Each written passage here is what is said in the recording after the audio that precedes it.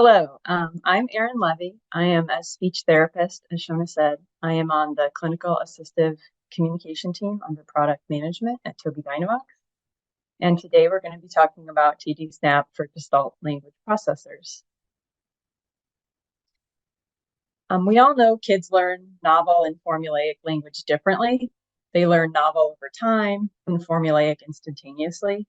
And this speaks to the concept that there are two different ways to learn language, being called right now analytic language processing and gestalt language processing. So first, we're just going to do a quick overview to make sure we're on the same page regarding what gestalt language processing is. Then we're going to look at how we identify some gestalts to program in the device.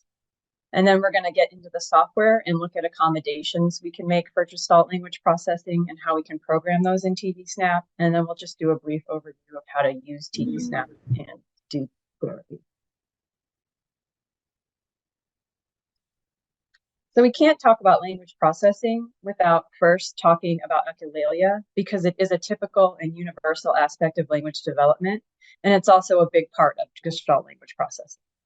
So echolalia is the repetition of sounds, words, or phrases. There's immediate echolalia, which occurs right after the initial stimulus, and there's delayed echolalia, which occurs long after the original stimulus. And when we're talking about gestalt language processing, we're talking about the delayed echolalia. And so the meaning may or may not be instantly understood by the listener. It's often embedded in the original context in which it occurred.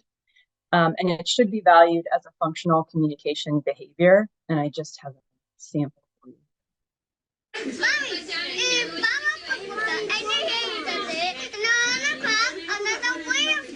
No, Lofty. We'll have to replace it. What? Now? We've got to, Scoop. If Farmer Pickles puts any hay bales up there, then the floor will collapse with the weight of them. Oh, dear. That's bad, isn't it? Yes, Lofty.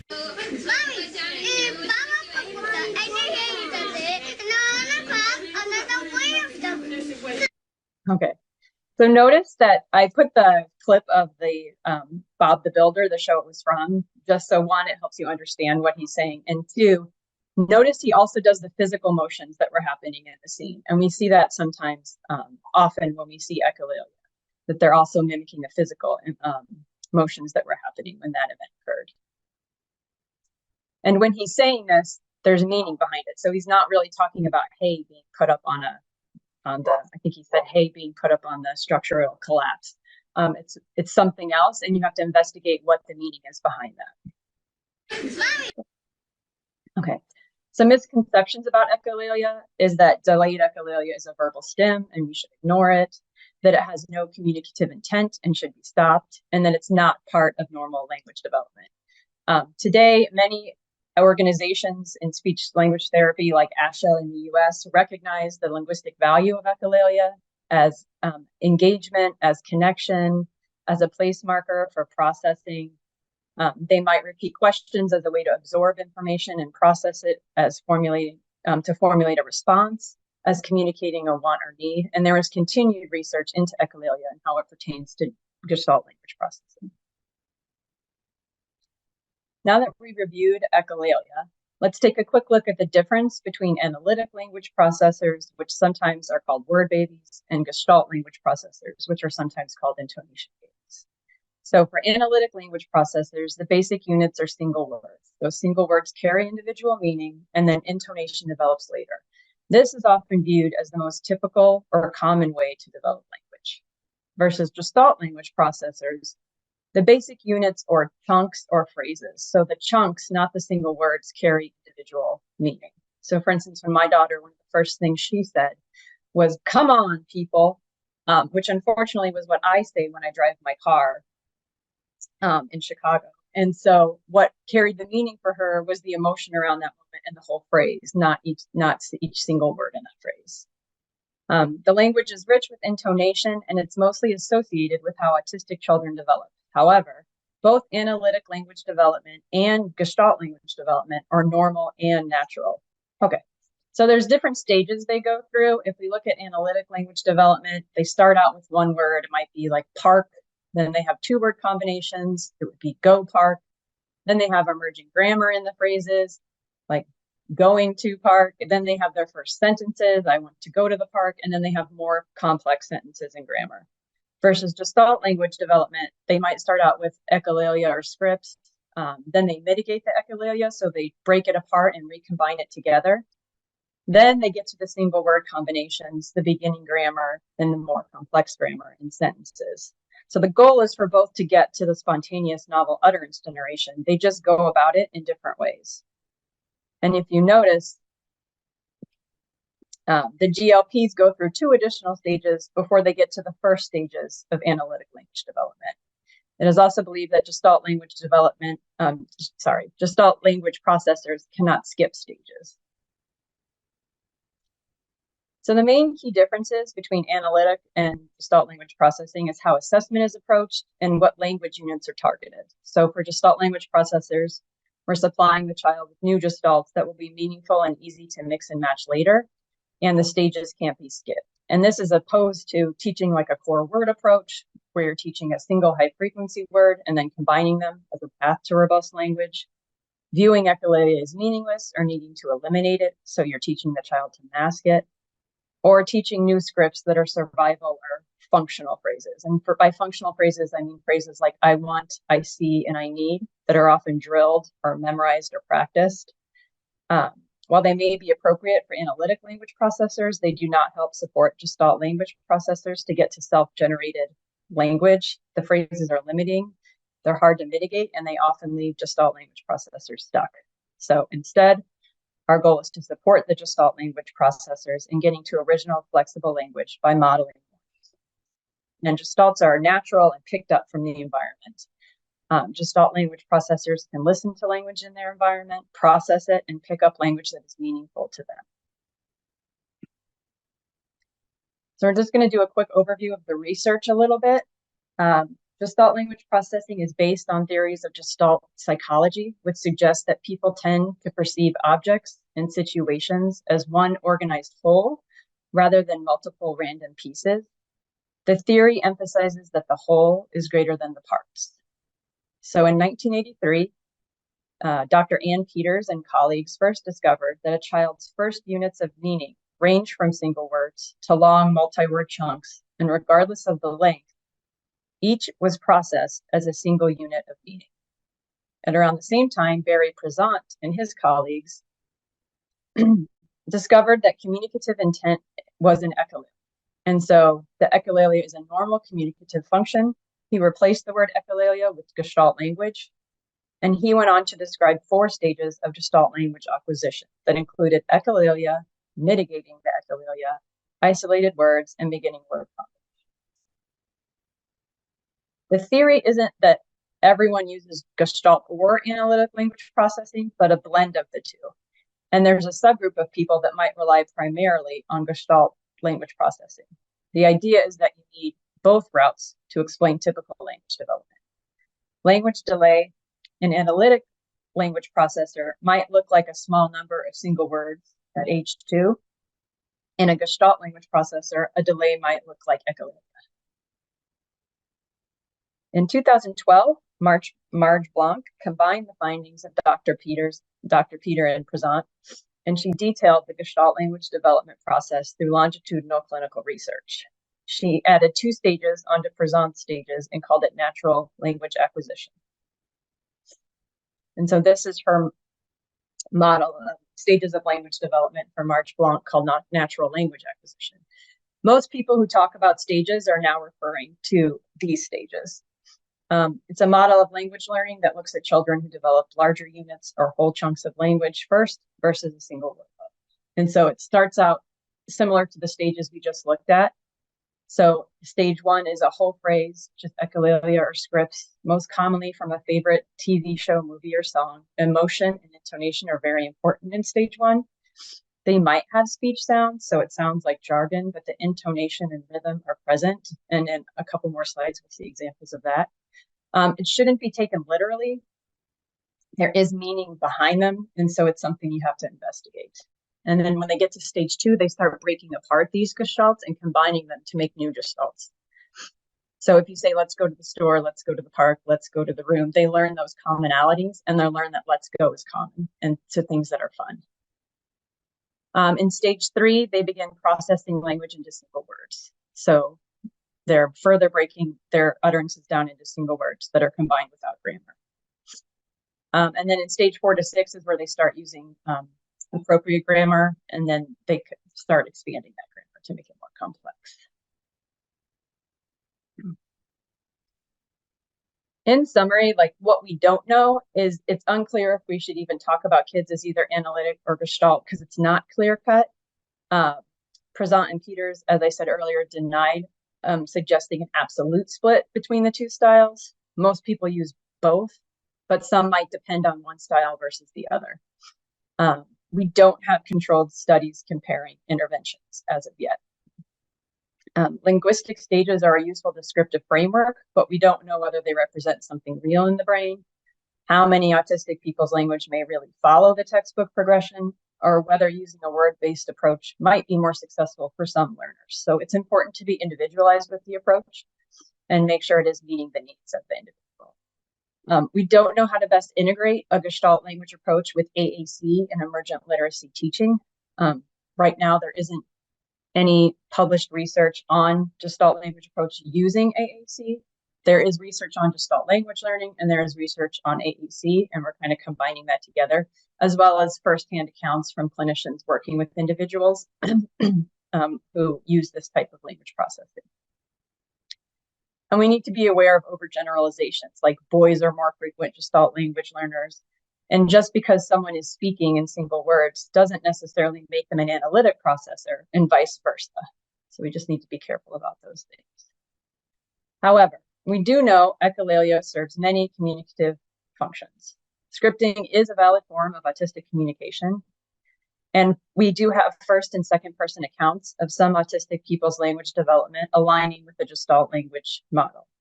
We're about to see a clip of Owen Susskind, and he is quoted as saying, "I memorized every Disney animated movie ever made. I memorized the credits, and that's how I taught myself how to read. It felt like a great, wonderful world of enchantment."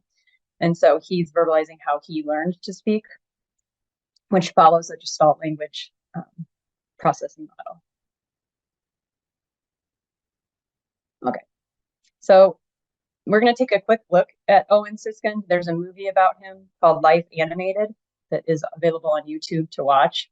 Owen was diagnosed with autism at the age of 3, and at that time, echolalia was not viewed as purposeful communication, and this movie explores his family's journey into trying to reach Owen and help him in the world. The only thing we seem to be able to do as a family is the one thing Owen and Walter liked to do before the onset of the autism. They loved to watch the Disney animated movies.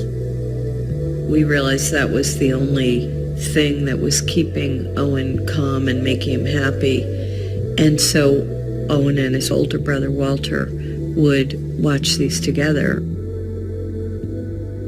I didn't know what autism was, I just knew that autism made Owen the way he is. So autism kind of just meant different, drastically different. So Disney was my chance to have Owen really light up around me and something we can come together over. So one day we're up in the bedroom. We're watching The Little Mermaid. And, you know, Owen would be speaking sort of gibberish, and he had been saying juicer voice, juicer voice, juicer voice. He's murmuring something called, he's saying juicer voice, juicer voice. Now Cornelia thinks he wants more juice. She gives him the sippy cup. He doesn't want it. He knocks it over. Gibberish. Owen's watching the part where Ariel, the mermaid, has to trade something to become human. Go ahead, make your choice. I'm a very busy woman, and I haven't got all day. It won't cost much, just your voice. Owen rewinds. Walt's like, Owen, just watch the movie. Owen rewinds a second time. Third time, Cornelia grabs me and says, it's not juice. I said, what? It's not juice, it's just. Just your voice. I grab Owen, and I say, just your voice. And he says, juicer voice, juicer voice, juice. It's the first time he looks at me in a year. He's still in there. He's still in there. So I just think that clip demonstrates the importance of recognizing and acknowledging echolalia as communicative and purposeful. It's also interesting, his family thought he was speaking gibberish, but he had the intonation. He was just, he was using echolalia. They just weren't understanding exactly what he was saying.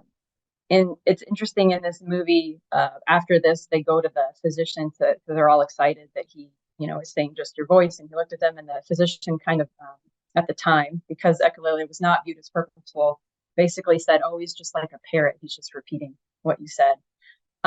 But the family kept pursuing it and eventually learned that if they said a movie quote to him from a Disney movie, he would say it back. He would say the next line back to them. And they realized he had memorized all the Disney movies. So it's a very interesting movie. Okay. So now that we're all on the same page regarding Gestalt language processing, we're going to talk about how we can identify what gestalts to program.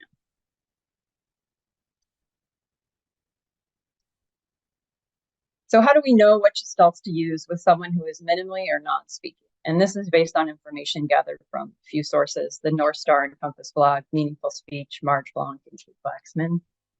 There's not a list of gestalts that we necessarily recommend modeling for all Gestalt language processors. There are more Gestalt-friendly phrases that are easy to mitigate that we can try. The gestalts we choose to model should be individualized and meaningful to the child. And so let's take a look at how we can make some of those decisions. So first, we want to look at what are the child's interests? What are their passions, or what do they choose to interact with? What activities do they like? Do they watch a specific video over and over again, like they just talked about Owen doing? Do they play a song over and over again? If a child, for instance, grabs someone's hand to tell them to make the song go back to the beginning, you might have a gestalt that says, let's play it again, or back to the beginning. If you're going on a walk and they grab your hand to try and steer you in a direction, you might model, let's go this way. If they love watching trains, you might say, here comes the train. We're really just trying to make guesses and figure out what's going to be meaningful to the child and see kind of what fits. You might also consider what's important, or things you need the child to understand or think will be useful to him in the future. So if you want them to understand when mealtime is, you might model, now it's time to come eat food. And I want to make sure what you want to do is model these things. We're not trying to force the child to say them or anything like that. We're just modeling them to see if they start to pick up interest and might start repeating them. I have this image because it's basically like that saying where you throw spaghetti at the wall and see what sticks. So you're just going to have to keep trying different phrases that are easy to mitigate to see if the child picks up on them. And you should be modeling during fun and exciting activities, not boring rote activities. You also need to look at the ease of mitigating. So gestalts from movies or TV might not always work best in the real world. And so this is the gestalt I had a client using.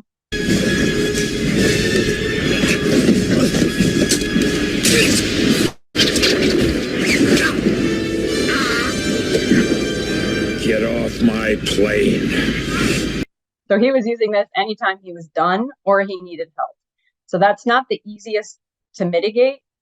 So we started providing him with other options, such as let's get out of here, or need some help. So we want to introduce other gestalts appropriate to the individual's interests and activities. But I still provide access, like he's still allowed to use this gestalt, or if I program it in a device, they're still allowed to access it because that is important to them. I'm just trying to model other gestalts that might be easier to mitigate.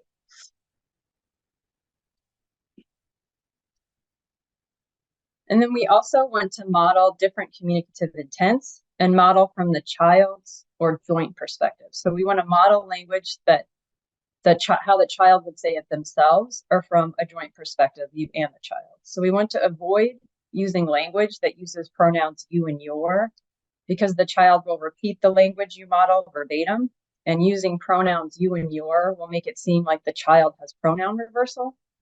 From clinicians who don't understand Gestalt language development and natural language acquisition, and then they'll get an unrealistic goal. So if the child is hungry, rather than saying, oh, you're so hungry, you might model it from their perspective, like, I'm hungry, or a joint perspective, like, let's get something to eat, or let's get a snack. We also want to make sure we're modeling all the different types of intents not just expressing wants and needs. So a joint action routine would be like want to build, surprises, that's a surprise, transitions, what's next might be an example, protesting, and you want to model don't like it, sensory motor, that's too loud, shared joy, building is the best, help, like need some help, commenting, that's silly, and self-advocacy, such as like stop now. Most of these intents are already programmed in the topics area of TD Snap Core first, and we're going to take a look at that next. We also want to consider the length of gestalts being modeled. So don't model language to expand on single word gestalts. So a child may have a single word they're using as a gestalt. You want to acknowledge it, but leave it alone if they're in stage 1. So you can't build upon or expand on single word gestalts. So for example, my colleague Caroline gave a presentation and she gave an example of her child using the word cow as a single word gestalt. It held a much larger meaning than just the word itself. So you wouldn't model it's a cow in that example. You would want to acknowledge the single word gestalt and model something completely novel, like it's so big or something like that. If the individual does have some verbal gestalts that you understand or are getting gished of but aren't sure where it's coming from, these are just some websites where you can type in what you have and it will pull up video clips or the context of the quote will appear. And so once you find out what it is, you can program it into the device. For instance, I thought the get off my plane was from Snakes on a Plane until I was able to use this and realized it's not from that movie. So it can be a very helpful resource. In addition, this is kind of new, it's on YouTube, it's called Playtime with Tor. So she has videos of various routines with her modeling gestalts. So that may help give ideas and provide help for what and how to model.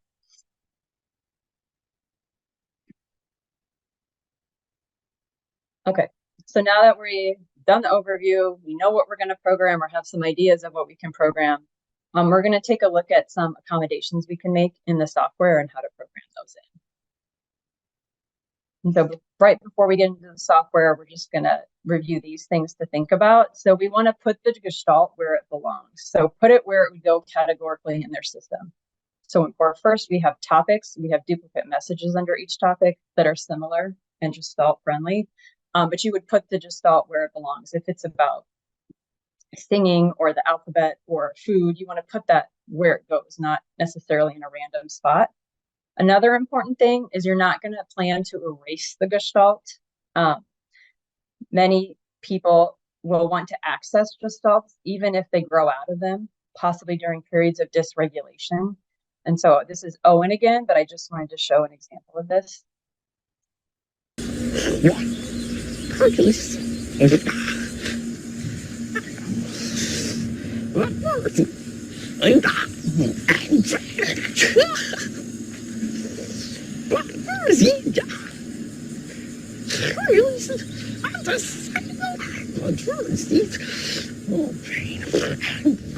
good? I'm good. It's a big night for you. It was.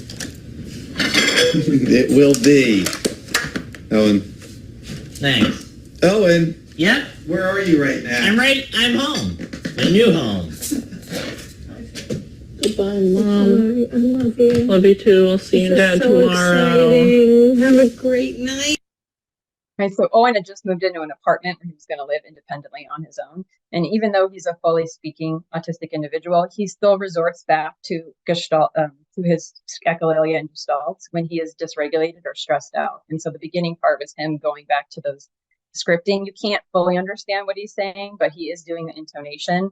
And just based on his report, those are movie lines from movies. And sometimes he uses those that are applicable to the situation he's in. He finds the lines that are applicable to that. So based on that report and what we know, it's just important not to erase the gestalts because in times of dysregulation, they may want to go back and use those. Another thing we need to consider is how to model and support mitigation. So we want to leave room for modeling and supporting core and individual words and consider how to model and support mitigation. So how will they mitigate the gestalts? What will they look like? We don't want to change the core words page. They'll need to access it in the later stages, and they should be allowed to explore it whenever they want. And then we don't want to add in too much navigation. Nobody wants to flip through pages and pages to find something important to them. So they're all things to think about as we look at and consider programming advice. And so we're going to get into the software now, and these are some of the features I'm going to talk about, and I'll talk about them as I'm going through the features, but these are some of the things we need to consider. We need a robust system with voice output and intonation, ability to use real photos, highly motivating topics, access to universal gestalts, ability to customize phrases, and ability to model mitigations. So let me switch my sharing. Okay. So AAC users are one-of-a-kind individuals who learn from people who use different approaches to teaching language development and communication. So we recognize that a one-size-fits-all approach to AAC doesn't work. There are two main page sets available in TD Snap. This is Motor Plan. Motor Plan was created for those with complex access needs looking for a full and robust vocabulary. It focuses on symbol-supported generative novel language creation through efficient navigation. So the words are organized by form and function, and they only appear once in the software, resulting in only one pathway to each word. And everything always returns back home. No matter where you go, it returns back to the home page to help set the motor plan. The other page set available is Core First. Core First includes a collection of tools that allow individuals to communicate in different ways for different situations. So there are tools to communicate quickly, like in social situations for greetings and small talk.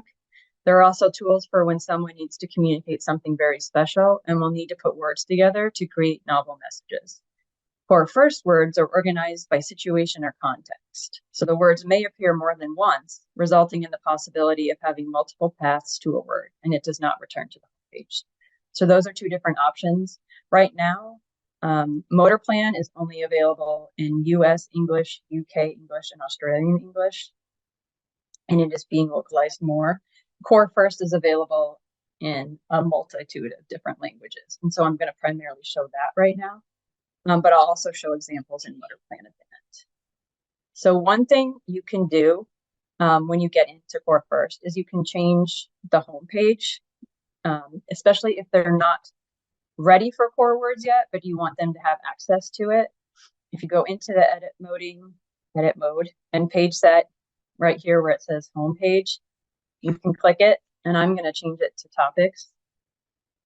And then you select it. And you hit done. And now when you go home, it's going to be this topic page. So this is where the page set's going to start out, and this is going to be their primarily area where they're navigating through. You could also set it to quick fires if you chose, or keyboard, or whatever it is that was appropriate to your client. But for most people who are Gestalt language processors in the early stages, I would set it to either topics or quick fires, because that's where we have the pre-stored messages that are easy to access. One other general thing you can do is we do data tracking to see what's selected on the device, and you want to see how many times something is picked. We have a modeling mode, so if I hold down on this, now I'm in model mode, so I can hit the buttons and it won't keep track of those. And then I can select it again to turn it off really easily, and now it will select what the individual is selecting. So we also talked about the importance of voice output and intonation. We have many different voices that you can choose from in the software, so you can pick one that is most appropriate to the individual and adjust the rate and pitch if that is needed. We also have Acapella My Own Voice, but it can be integrated into the account. And so you can record, or not you, but a peer can record 50 sentences, and then they can create their own voice to have that if you need more information or something to that effect. So we do have a variety of voices. We also can program in pronunciation exceptions if something is being said incorrectly or the intonation isn't exactly correct. And so those are different changes you can make. We also have acapella vocal smileys. Acapella, you can add and program buttons with different phrases that they have pre-stored, I guess, that will speak it in a different intonation. So here's Dad. That's an angry dad. Dad. A wheedling dad. Dad. And a whining dad.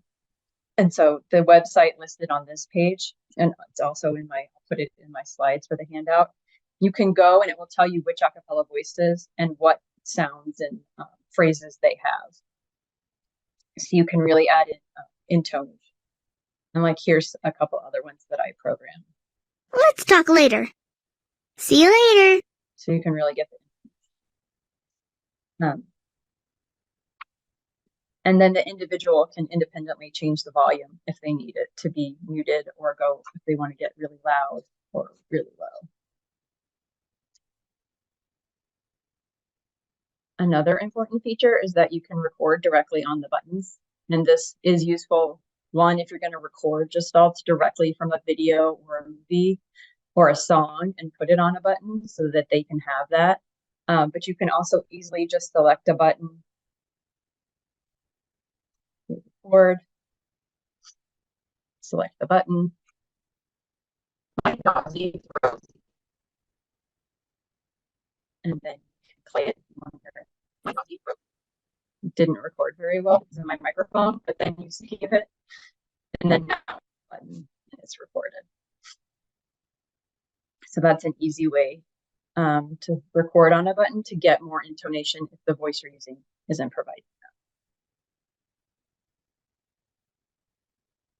that. And then here's another example.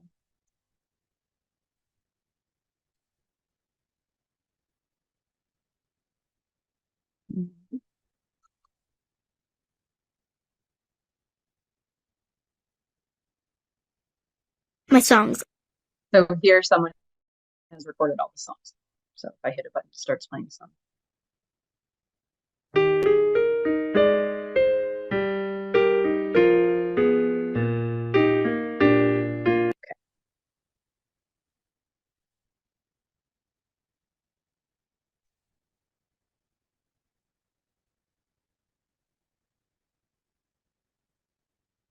Okay.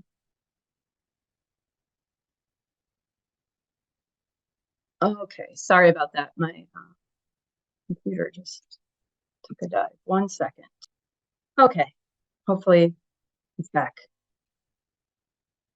One of the other features we talked about was using real photos and the visual representation. And so one thing you can do just to the symbols in Core First is change the skin tone and hair color. Right now it's set to diverse, but you could change it to all the symbols being a certain skin tone as well as the hair color, so that it's more representative of the individual. In addition, you can add more. You can add photos as well. You can program a photo directly on a button. If I go into edit and I hit the button and I hit camera, you could either pick from the photo library, which is here, or you can take it directly from the camera. So if I turn my camera on,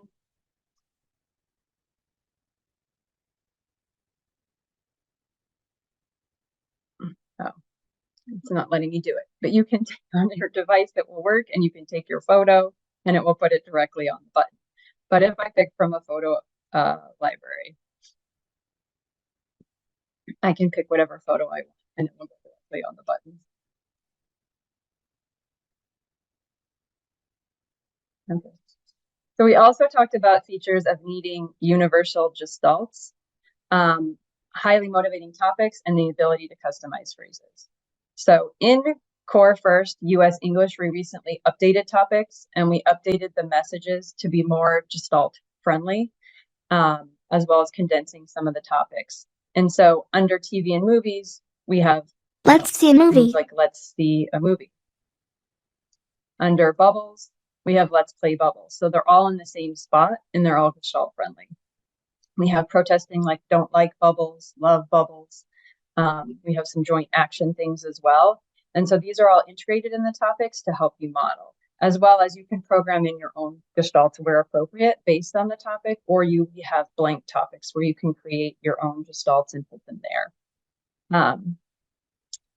You could also do it in quick fires depending on what works best for the individual, because there are quick pre-stored phrases here, as well as a My Phrases button where you can add in gestalts.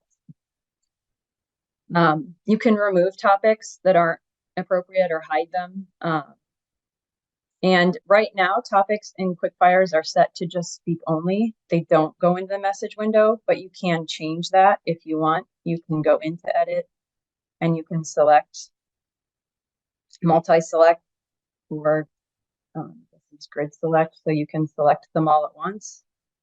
And then you can change, I selected ones that I shouldn't have, but you can still change the action here. Goodness gracious.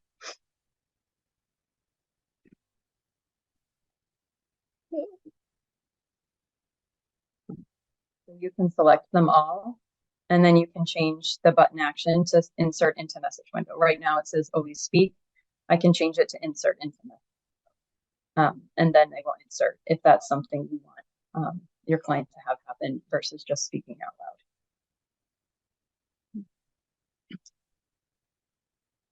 Some other tools we have that are helpful are supports. So we have regulation supports available if needed. So we have first, then schedules, a mini schedule, a script sample, you want to put that in, and then a social narrative sample. And then we also have visual timers, and those might be helpful. You can program those on buttons. For instance, under TV and movies, I have a button. Let's turn it off in 5 minutes. Turn it off in 5 minutes, and then the timer starts. And you can set that timer to whatever it is you think is important or needed. If you are in Motor Plan, there are no topics in Motor Plan. However, you could program gestalts under the quick fires and My Phrases. Or you can link Motor Plan to just the topics in Core First. So I have a button here that says topics. If I click it, I'm back in Core First just with the topics. And if you notice, I've cleared everything out from the toolbar except for the topics button and a way to get back to Motor Plan. And so maybe in stage 1 or stage 2, you want them to have access to these topics where you decided to program the gestalts and the mitigations, and then they can easily go back to Motor Plan for the core single word vocabulary. That's the area you want to focus on. So that's another option. And Angela Morad has a video on YouTube that is also linked in my slides. They has very nice instructions on how to do that. So those are some more options for that. And then I'm just going to show you some brief examples on how to program mitigations. So I have different samples. You'll have to pick which one is best for your client. And so here, if I had a client using this, let's get ready to rumble! And so the left button stop there. Now what I've done is expanded this button out to make a larger button, and now I can let's get, and then I can finish doubles. Way, or let's get something to eat. So that's one option. Another example is to have, again, the full gestalt there so that they always have access to it. But now I just have buttons. Let's get something to eat. Let's get mom. And then the third example would be a visit. You're programming a visit to the button. So let's get is on this main button. So let's get, and then this page. Something to eat. And it comes right back to the page that I programmed it on. So that's another option of how you can program mitigations. And those are just some samples. And again, you'll have to figure out what works for the individual you're specifically working with regarding those features. And the same thing could be done in Motor Plan. There's not like a right way to do it. You have to figure out what your client's responding to and what works best for them. Okay, I'm going to attempt to go back to the PowerPoint. Okay, and then I wanted to show you a quick example of, this is how somebody has programmed a Motor Plan page set with gestalts. And so this is from Polywash and Kalina Case. And so they were very particular in wanting every communicative opportunity. They have considered them mitigatable gestalts that they can model, and they wanted to be sure they put them in specific locations to help with the motor plan in the future. So they, for instance, programmed about needing a drink where you would find a single word drink. And so that's just an example of how they did it. They also did this button at the bottom where you can scroll down to get to universal gestalts or gestalts that are used across any environment, so that she would always have access to those gestalts. And then she responded best through songs. So they have a song that she likes on each page, as well as a whole page full of songs that she can get to that way. So that's just another example of how you can program. So now that we've looked at what Gestalt language processing is, how we identify the gestalts, how we can program and mitigate in TD Snap, we're going to just take a quick look at how we can support Gestalt language processors with AAC. And most of these principles are what any good therapist has probably been doing or would do. We want to model a lot. You want to model without expectation, model natural language. We don't want it to feel forced. We want to acknowledge all their gestalts and echolalia as a communicative intent by either imitating what you hear, nodding, smiling, repeating. What Owen's dad talked about when they finally acknowledged the gestalt, when he said it was the first time he looked at me in a year, I think just shows how important that is. We don't want to use AAC as a test. We don't want to rush the grammar. So we don't want to, tell them to find things. Grammar comes later. If we rush grammar, we end up with unrealistic goals. We want to be okay with silences and decrease auditory input, which can lead to better regulation for some kids and provide time to process language. Again, as we talked about earlier, we also want to avoid using you. We want to model from the child's or joint perspective.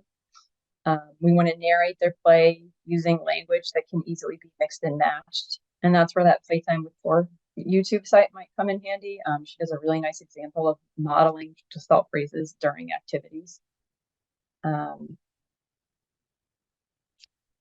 then we want to limit questions, and we want to definitely tap into the caregiver's expertise, because they really know the child or the individual, and they're going to be able to help you figure out what they're interested in, maybe what's behind the gestalt they're using, what the intent might be, and things like that.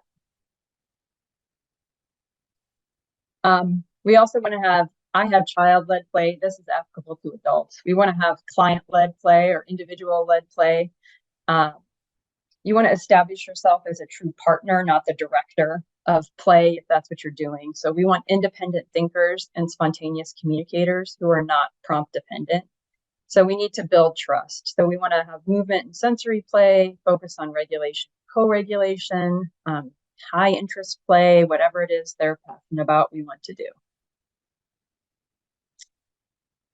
And I just want to end with this quote from Owen's dad, Ron Siskind, that he said, "In our experience, we found that showing authentic interest will help them feel dignity and impel them to show you more, complete with maps and navigational tools that may help to guide their development and their growth." So I just think it really speaks to the whole Gestalt language processing process and how important it is to acknowledge the echolalia, figure out what's behind it, figure out how you can model other phrases and help them mitigate it so that they can expand their language.